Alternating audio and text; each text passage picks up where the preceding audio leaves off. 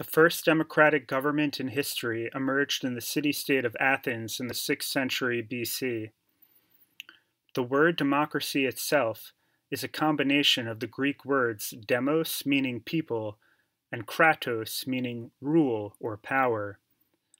Athenian democracy was not a static force, but rather it continuously evolved and changed over the centuries as competing forces drove its development. Government participation was open to all free male citizens within society. The main governing body was the ecclesia, the assembly. Any citizen could speak before the assembly, and rulings were made by simple majority vote. The ecclesia made the major decisions for the state, such as going to war and legislating. In addition to the assembly, there were other government bodies which performed specific functions, such as the boule. This body provided oversight to the assembly and largely set the agenda for discussion. The boule also managed state finances and received foreign dignitaries. It was created from 500 citizens who were elected by lot every year. There were also civilian and military magistrates and councils, including the 10 generals of Athens. These generals directed military affairs. There were also officials called archons, who functioned as chief magistrates of the city. Additionally, there was the body known as the Areopagus, whose members were drawn from the noble families.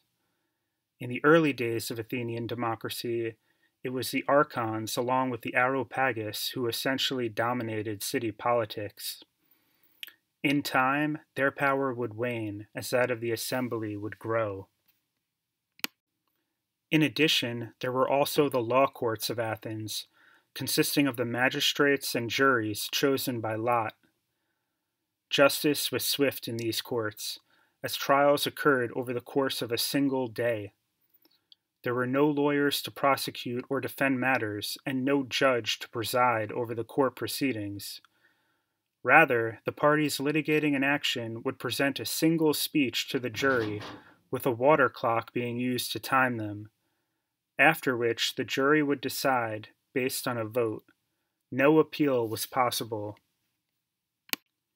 These various bodies did provide some checks and balances to the Athenian governmental system. They also fostered the development of legal oddities unique to Athenian democracy, the most famous of which is the concept of ostracism. The Athenians were intent on preserving their democratic form of government. However, the ambitions of the Athenian nobility were insatiable, and so to protect themselves from becoming ruled by any one man and to protect the integrity of their city, the practice of ostracism developed. Each year, the assembly had the opportunity to ostracize a citizen, by which the citizen would be forced into honorable exile for 10 years. During this time, the citizen's property was protected, and upon the conclusion of the 10 years, he could return, with all his rights preserved, and rejoin society. The citizens would cast their votes on whom the unlucky citizen would be, on shards of pottery called ostraca. The ostracized citizen was never charged with a crime and could not offer a defense as to why he should not be ostracized. It was rather a manifest expression of the popular will, one that could not be overcome. Athenian democracy was a vibrant and influential force, but one that was not destined to last. Internal and external forces ultimately worked against it. Aristocrats, resentful of their diminished status, undermined its institutions. This, along with the rise of powerful external enemies, would signal the end of Athenian democracy.